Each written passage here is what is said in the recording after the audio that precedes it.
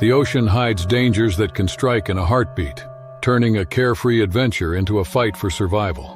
From a terrifying great white that shattered a luxury catamaran off South Africa, to a 6-foot black-tip shark that attacked a flyboarder over Florida's shallow Gulf waters. In this video, you'll witness 6 encounters that show how even calm seas can harbor sudden, lethal threats, leaving adrenaline, chaos, and sheer terror in their wake. On October 3, 2025, the sun rose over the South African coast, casting a pale orange shimmer across the cold Atlantic as the 48-foot catamaran Aurora Dawn moved steadily through the rolling swells near Gansbaai. The vessel, worth $750,000, had been chartered for a week-long wildlife expedition. On that morning, 5 crew members stood scattered across the deck, their cameras fixed on the ocean surface, where seals darted between kelp beds and seabirds hovered in erratic circles above the water. The sea was calm, the wind light, and everything about the day felt deceptively peaceful.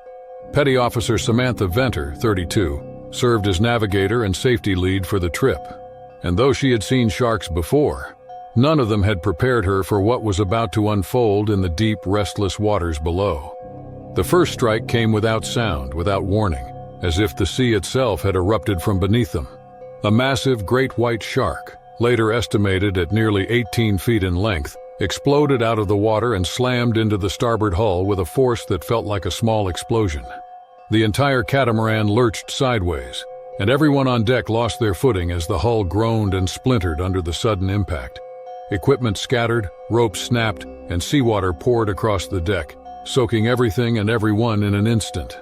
Samantha hit the railing hard, gasping as cold salt water stung her face, and the world turned into a blur of noise, crashing waves, and shouts of panic that disappeared almost as soon as they began.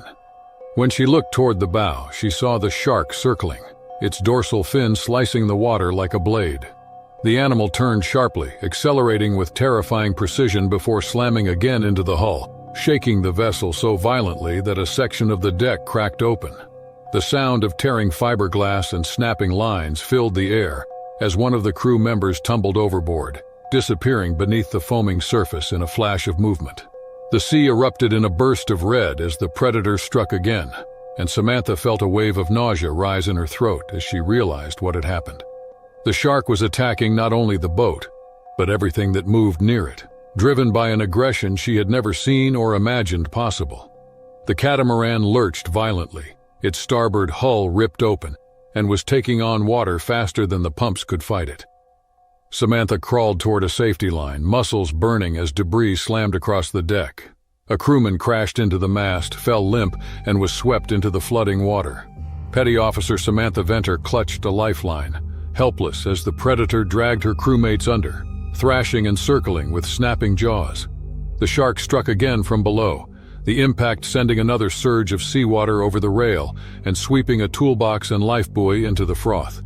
Samantha clung to the rigging, her palms bleeding, the deck tilting beneath her as the vessel groaned.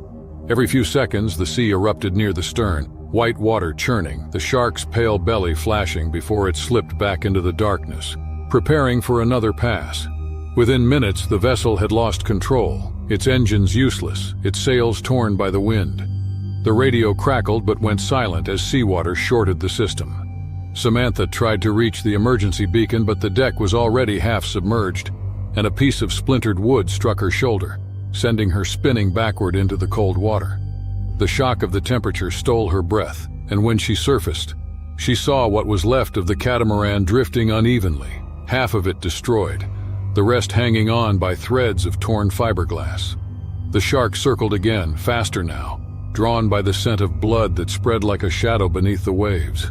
She tried to swim toward the wreck, but the water around her churned violently as the animal charged, colliding with floating debris and sending planks spinning through the air.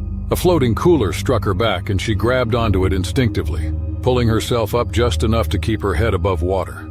Around her, pieces of the boat floated in a widening field of wreckage. Cushions, ropes, an oar, and a camera lens glinting briefly before sinking out of sight. The shark's tail broke the surface, enormous and deliberate, cutting through the chaos with terrifying control. It moved with purpose, hunting not from hunger but from something more primal, as if the vibrations and motion had provoked a territorial fury impossible to comprehend. Samantha could feel the pull of the current dragging her closer to the sinking remains, and she kicked hard, ignoring the pain that shot through her legs, desperate to reach something solid. The next few minutes blurred into a storm of motion, the shark's body slamming against wreckage, the sound of wood and metal snapping, the rising hiss of wind as waves grew larger. She spotted an overturned section of the catamaran's hull and forced herself toward it, grabbing a protruding handle just as another surge nearly dragged her beneath. Her arms ached, her lungs burned, but she held on, eyes fixed on the horizon where faint clouds gathered.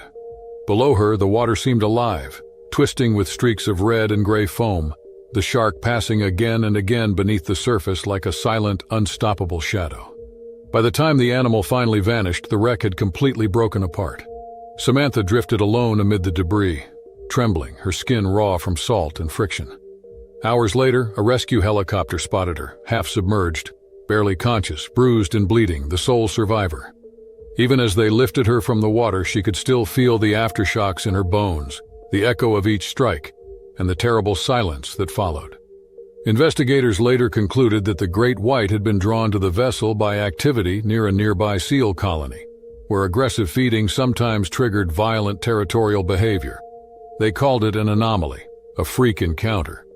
But Samantha knew that in those suspended moments between each attack, nothing had felt accidental, only the focused, relentless power of something ancient rising out of the deep.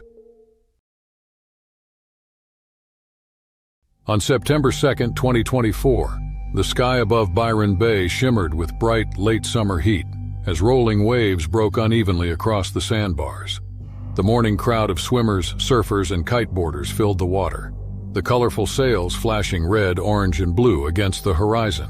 Lifeguard Ryan Whitman, 32, stood watch from his post, scanning the surf through polarized lenses as gusting winds pushed swells toward shore. He had worked these beaches for more than a decade, responding to panicked swimmers and rip-current rescues. But he had never considered that one day the danger would rise from below the surface rather than from the tides themselves. Shortly after noon, a strong wind gust pulled one of the kiteboarders off balance. The board tilted sharply and the rider was dragged by the kite, bouncing through the surf before crashing into the whitewash near a shallow bar about 50 meters from shore. Ryan grabbed his rescue buoy and sprinted down the beach, feeling the resistance of the wind against his body as the lines of the fallen kite whipped wildly in the air. The waves had turned choppy with the afternoon gusts, and visibility beneath the surface was poor, a swirling mix of foam and suspended sand. He ran straight into the water, chest deep within seconds, unaware that only moments earlier a 10-foot short-fin mako shark had been patrolling that same bar, chasing a school of mackerel pushed close to shore by the shifting current. The kiteboarder thrashed against the pull of tangled lines, creating flashes of movement that drew the predator's attention. The mako, fast and curious, changed course and accelerated toward the commotion with effortless precision. Ryan reached the struggling rider just as the water around them darkened briefly, and before he could react, a massive shape burst upward from beneath, jaws opening in a blur of white and gray. The shark struck with explosive speed, clamping down on Ryan's lower right leg, its teeth sinking deep through muscle before he even felt the pain. The force dragged him sideways into the water, his rescue buoy slipping from his grasp as the shark thrashed its head violently. The water erupted into chaos. Spray, foam, and flashes of movement as the kite lines wrapped around both men, creating a tightening snare that pulled them together while the predator continued to shake and twist. Ryan's vision blurred as shock set in, and when he kicked instinctively, the motion only provoked another surge of aggression. The mako shook harder, the pressure building until his leg seemed to tear apart beneath him. He swung his left arm down, striking with the buoy still attached to its rope, hitting the shark's snout once, twice again, each blow glancing off slick skin that felt more like sandpaper than flesh. The predator turned sharply, momentarily releasing its grip before striking again, this time higher, its teeth grazing across his thigh and slicing through neoprene like fabric. The kiteboarder struggled to untangle himself, pulling against the lines, which only made the water churn more violently. The movement confused the shark, which circled in quick bursts, bumping Ryan's body and snapping at floating debris. From the beach, other lifeguards spotted the commotion and sounded the alarm, their whistles shrill over the crashing surf. Surfers closer to the bar began splashing furiously, trying to divert the animal's attention, and the rhythmic noise seemed to disrupt its focus. Ryan clung to the buoy with both hands, his body half submerged, the sea around him turning red. He could barely move his injured leg, but adrenaline kept him conscious as another wave rolled through, lifting him toward the surface and spinning him toward shore. The mako darted beneath him once more, its dorsal fin slicing briefly through the foam before disappearing. For several long seconds, everything went eerily quiet, except for the hiss of wind through the kite lines. Then the shark surged again, striking the buoy hard enough to knock it from his grasp. But this time the bite didn't follow. The predator turned abruptly, veering away toward deeper water as the tide shifted, leaving a whirl of red foam in its wake. Ryan floated limply beside the collapsing kite sail, his breath shallow and ragged. The water around him shimmered with streaks of sunlight, giving the scene an unreal calm that contrasted sharply with the violence that had just unfolded. Two lifeguards reached him moments later on a rescue board, pulling his upper body clear of the surface as blood streamed from his leg in pulsing bursts. The shark did not return. The men paddled furiously toward shore, fighting the current that dragged them sideways across the bar. Ryan stared upward at the blinding sky, the sound of his heartbeat echoing inside his ears, as the pain began to surge through his body in waves that made the world tilt and blur. When they finally reached the shallows, more rescuers ran forward, carrying him across the wet sand to the waiting ambulance. His right calf was shredded, the muscle torn open from the back of the knee to the ankle, deep tooth marks overlapping where the mako had clamped down. Hours later, doctors confirmed that the wound would take months to heal and might never fully regain its strength. Ryan had been lucky to survive. The bite had missed his femoral artery by less than an inch, and the quick actions of his team had prevented massive blood loss. In the aftermath, marine biologists reviewing the event concluded that the short-fin mako's strike had likely been a case of mistaken identity, triggered by the combination of splashing, tangled kite lines, and turbulent water that obscured visibility. Normally, makos stayed farther offshore, but when pursuing baitfish near surf zones, they could become highly reactive, especially to erratic motion. For Ryan, those explanations offered little comfort. In his memory, the moment remained frozen. The sudden pull downward, the crushing weight of the bite, the sensation of being dragged between two worlds where air and light disappeared. Byron Bay had always been a place of energy and motion. Still, that afternoon it became something else, a boundary between safety and chaos, where the ocean reminded everyone that even shallow water could harbor the fastest predator on Earth. On April 8, 2025, the morning sun burned through a thin haze over the turquoise waters off Queensland's coast, scattering light across the coral beds that shimmered just beneath the surface. Ethan Parker, 29, drifted weightless above the reef. His body relaxed as he adjusted the camera strapped to his wrist. A passionate free diver and marine enthusiast, he had spent years exploring shallow ecosystems like this one, chasing the serenity that came with silence and suspended motion. Around him, the water pulsed with life, schools of trevally flashing silver in the sunlight, small wrasses weaving through coral towers, and the muted sound of distant surf breaking against the outer edge of the reef. The conditions were ideal, visibility extending for dozens of meters through the clear blue expanse. But beneath the calm beauty, something larger was already moving closer. The tiger shark appeared without fanfare, gliding into view with deliberate slowness, its stripes faint but distinct against the light. At nearly 12 feet long, the animal carried the solid, muscular presence of a predator built for power rather than speed.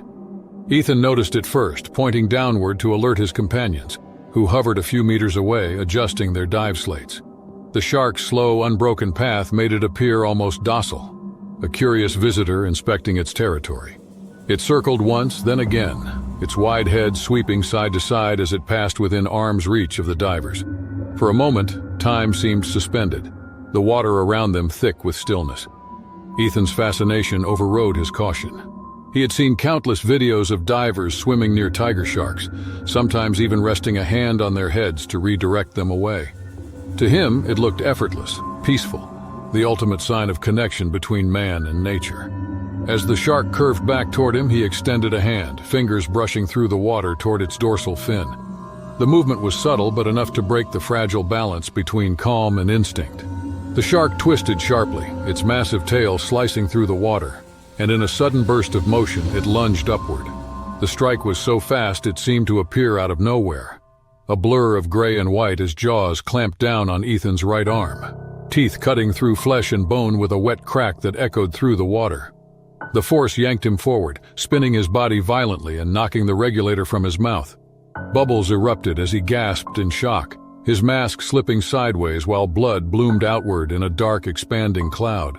The shark shook its head in powerful, rhythmic bursts, dragging him downward toward the coral. His dive line snagged on a reef ledge, jerking him to a halt as the animal's momentum pulled against him.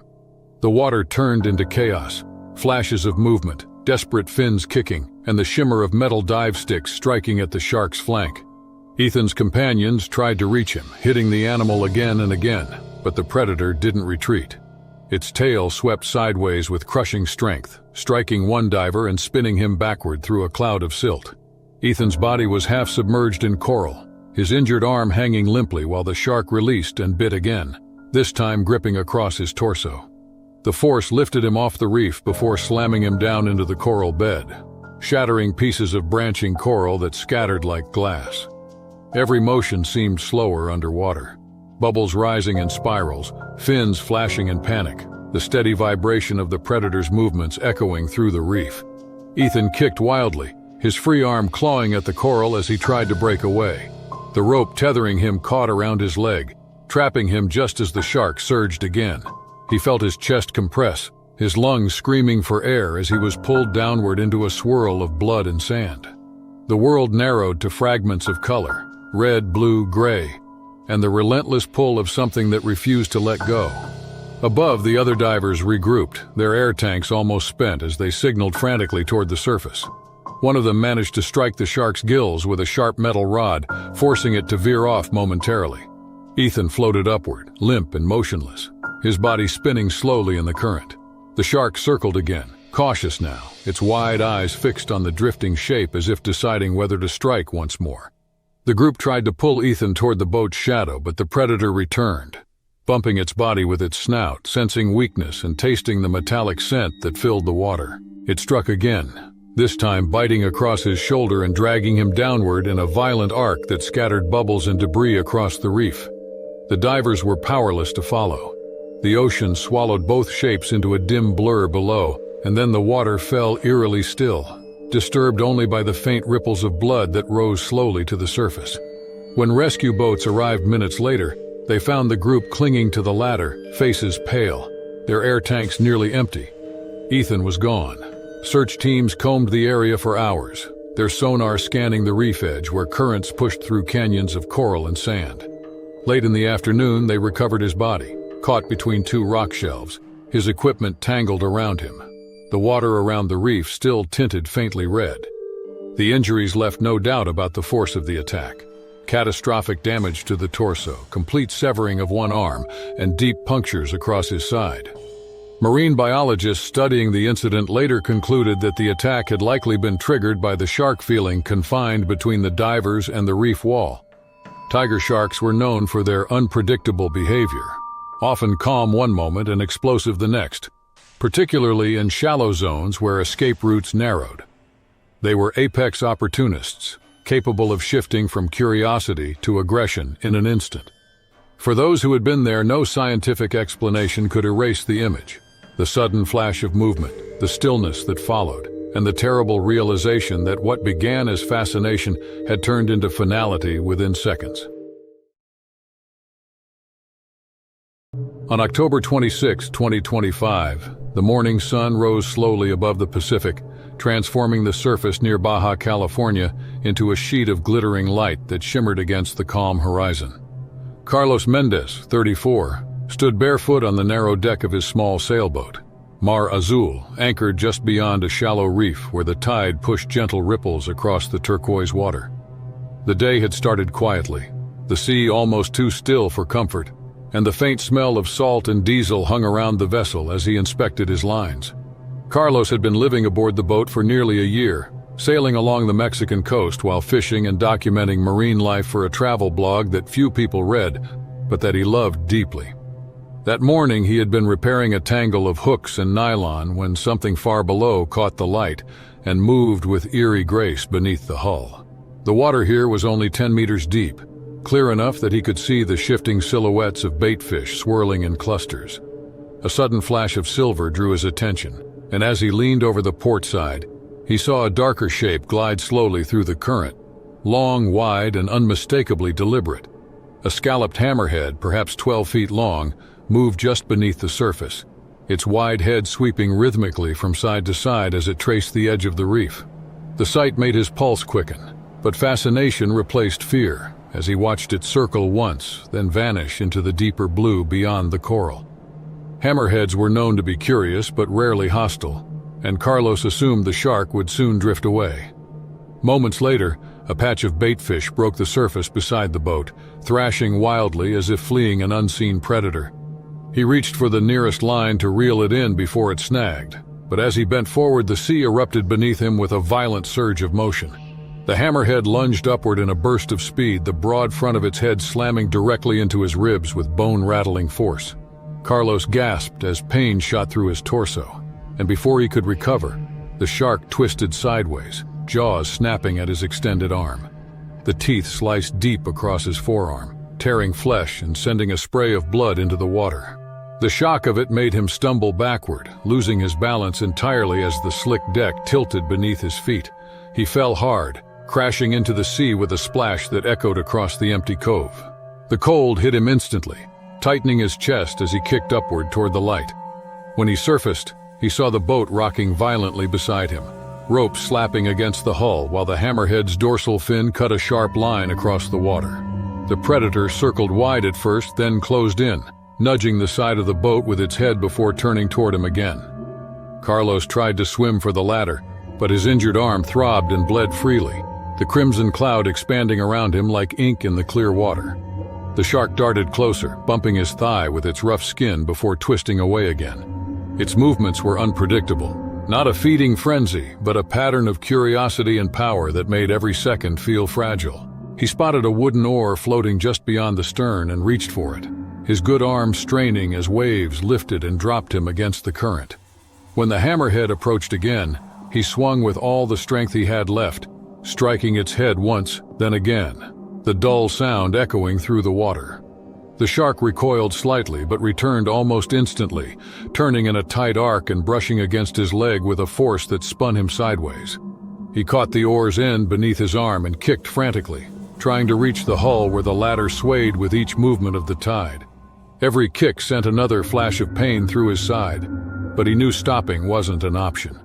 The hammerhead circled faster now, the shadow passing just beneath his feet, its fins slicing upward with terrifying precision. It nudged the boat once more, knocking against it hard enough to make the mast creak. Carlos grabbed the ladder and hauled himself halfway out of the water, gasping as his weight shifted onto the narrow metal rungs. The shark surged again, hitting the lower part of the hull, sending a shudder through the entire vessel that nearly threw him off. He clung tightly, his hand slipping against the wet surface as he pulled himself higher, one arm trembling from blood loss and strain. Below him, the predator thrashed once, churning foam and spray, before retreating just beyond the reach of the ladder. The minutes dragged by in silence except for the slap of water against the hull and the sound of his own ragged breathing. He stayed there, gripping the rail with shaking hands, his skin pale and slick with salt and blood. The shark lingered nearby, its fin cutting slow arcs across the calm surface, watching as if waiting for movement. Then, just as suddenly as it had appeared, it turned away, its massive body fading into the deeper blue beyond the reef until it was gone entirely. Carlos collapsed onto the deck, pressing his hand against the wounds on his arm and shoulder as blood seeped between his fingers. His entire body trembled uncontrollably as the pain began to register, a raw, deep ache mixed with the stinging burn of salt water. He crawled toward the small emergency kit near the mast, wrapping a length of cloth around the gash while scanning the sea for any sign of the returning fin. There was nothing but stillness now, the kind that follows a storm. when a nearby fishing boat noticed the drifting Mar Azul and approached nearly 20 minutes later. Carlos was still lying on the deck, conscious but pale, his wounds soaked through with makeshift bandages. The fisherman pulled alongside and helped him aboard, rushing him toward the nearest marina for medical help. Doctors later found deep lacerations and crushed tissue in his left arm and shoulder, injuries consistent with a hammerhead strike. Marine experts who studied the event concluded that the attack had likely been provoked by a combination of baitfish activity, thrashing sounds, and the proximity of a lone human leaning over the water, a mix of stimuli that disrupted the shark's normal caution. Though hammerheads rarely attack, the unpredictable nature of wild predators meant that even the most tranquil moments on the ocean could transform without warning into a fight for survival. The morning air over Fort Myers Beach was heavy with humidity on June 12, 2016, carrying the smell of salt and wet sand after a night of storms. Puddles shimmered along the boardwalk, and the water, still unsettled from the rain, rolled in with a dull brown haze. Families gathered for the annual beach treasure hunt, an event meant to bring laughter and excitement to the shore after the storms had cleared. Among them were 10-year-old Ava Reynolds and her 8-year-old brother Liam, who carried their small plastic shovels and a shared metal detector, running between shallow pools where the surf met the sand. Their parents watched from a few meters away, relaxed but attentive, while lifeguards prepared for another day of unpredictable coastal conditions. The ocean that morning looked calm enough for play, but the runoff from nearby estuaries had clouded the water, drawing in fish and stingrays that fed in the murk. Beneath the surface, a 10-foot bull shark moved slowly through the haze, navigating the shallows with ease. It was a large female, muscular and scarred, accustomed to hunting in low visibility where fresh and salt water mixed. The rain had washed small schools of mullet close to shore, and the scent of decay from disturbed sediment carried far.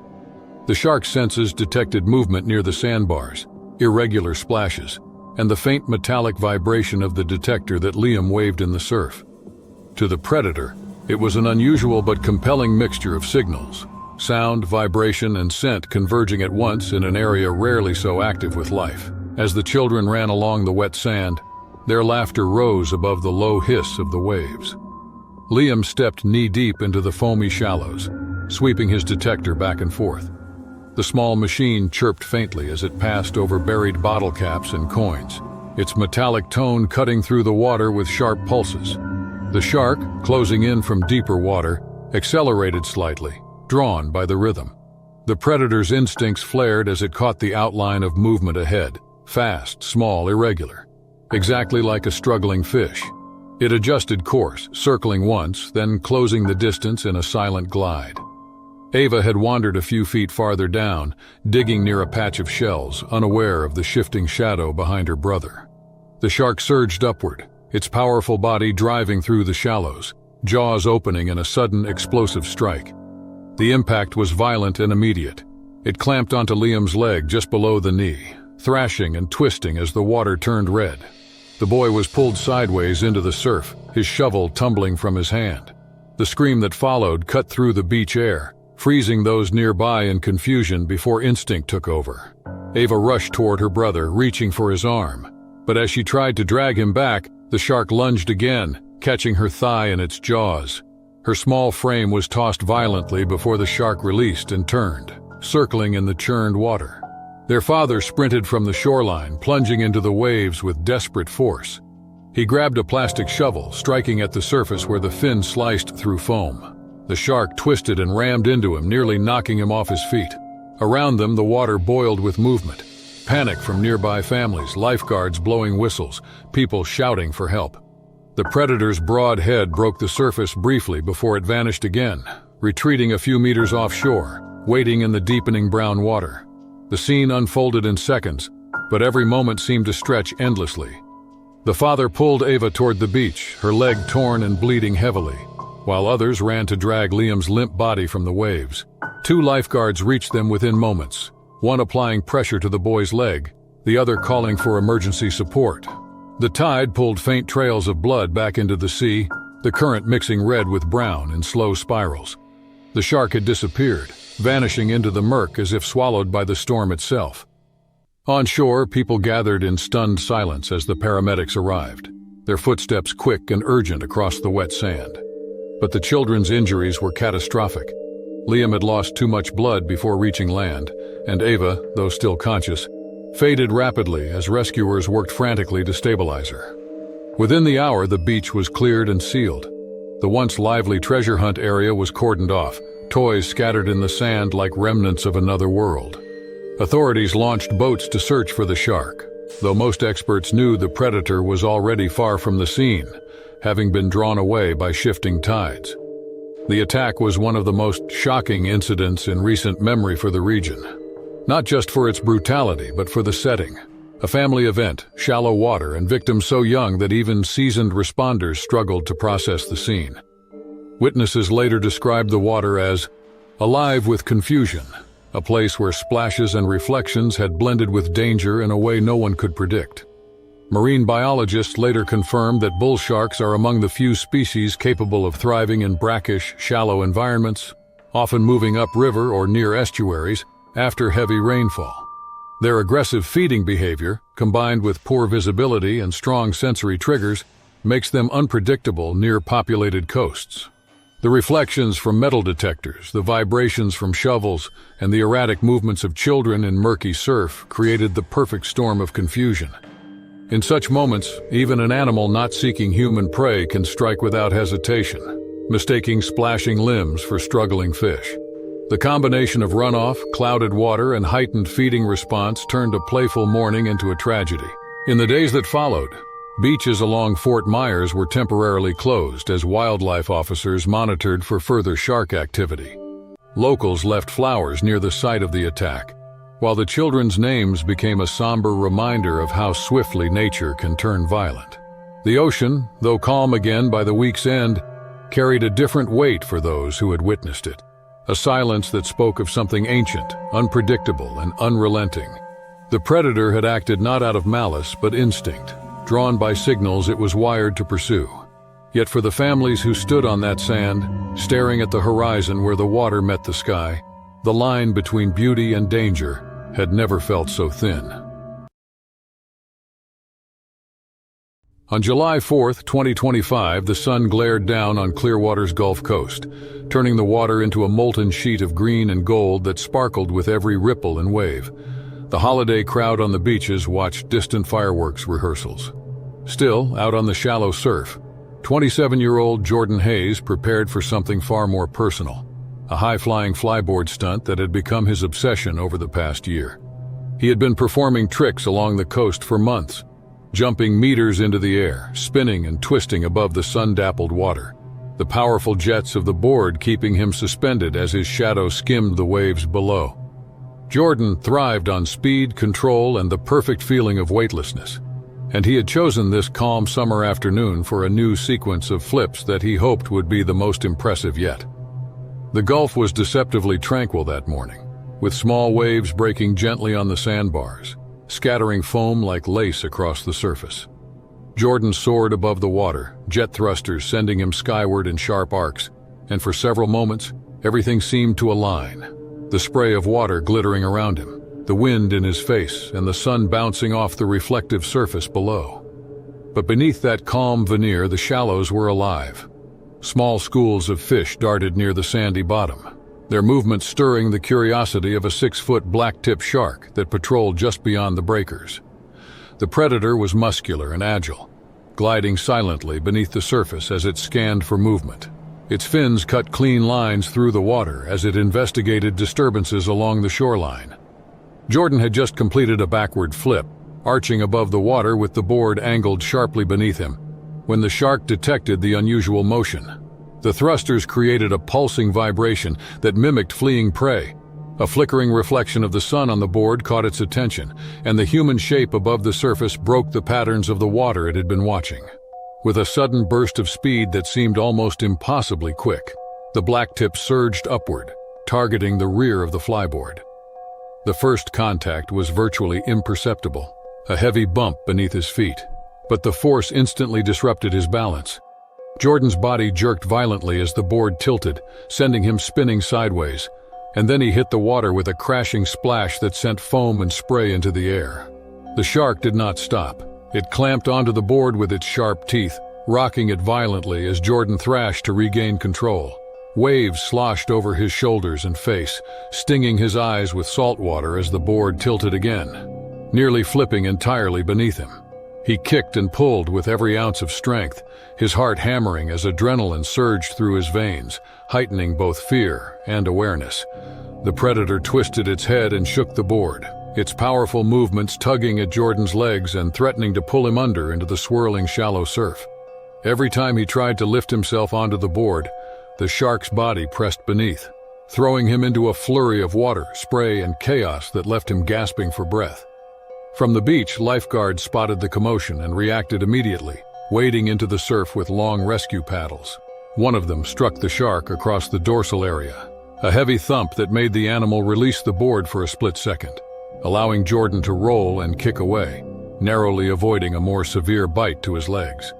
The predator circled briefly, then returned to the board, investigating the unusual object with a combination of curiosity and territorial instinct. Waves crashed over both man and predator as Jordan gripped the board's handles, forcing himself to stay upright despite the constant threat. Each movement was a careful negotiation with the water, balancing between attack, self-preservation, and the fragile surface of the board that seemed to float just above disaster. The encounter lasted only a few minutes, but each second felt like an eternity to Jordan. He had been thrown, spun, and nearly dragged underwater multiple times, his arms aching and his legs scraped from the constant impact of fins and saltwater turbulence. The black tip finally veered away, perhaps spooked by the continued interference from the lifeguards, or losing interest in an object that did not behave like natural prey. Jordan, shaking, lungs burning from exertion, scrambled fully onto the board, stabilizing himself as he glanced down at the shallow surf below, where tiny fish scattered in the aftermath and ripples slowly returned to a normal pattern. The shark had disappeared beneath the waves, leaving only the slight red streaks from shallow cuts across his calves and a pounding heart that refused to slow. Once back on more stable water, Jordan was helped toward shore, his body trembling with a mixture of relief, exhaustion, and lingering shock. The cuts along his legs and feet, though minor compared with other shark encounters, burned sharply with salt water and sun, reminders of how quickly an ordinary stunt had turned into a confrontation with a predator that had acted without malice, but with instinctive curiosity. Around him, the surface of the Gulf shimmered peacefully again, belied by the memory of teeth clamping and thrashing in the foam, and the realization that even familiar waters held dangers that could appear in an instant. Marine biologists later analyzed the incident and noted that blacktip sharks, while typically non-aggressive toward humans, were highly curious and opportunistic hunters, often investigating fast-moving, reflective, or unusual objects in shallow waters. Their boldness, combined with speed and agility, made them unpredictable in situations like flyboarding, where sudden movements, water turbulence, and shiny surfaces mimicked natural prey. The Gulf Coast, with its shallow sandbars and constant flow of small fish, provided ideal hunting conditions, and Jordan's board, flying above the surface, had presented the perfect stimulus for a cautious but assertive attack. For Jordan, the encounter left more than just minor lacerations. It reminded him how quickly exhilaration could turn into danger, how fragile control over motion could be when the ocean itself harbored instincts older than any human memory, and how even seemingly routine stunts in familiar waters could provoke an apex predator to intervene with unexpected force. Days later, he would return to the water wary but undeterred, knowing the risk, understanding the predator, and carrying with him the memory of teeth, spray, and the sudden chaos that had transformed a routine stunt into a visceral encounter with the wild.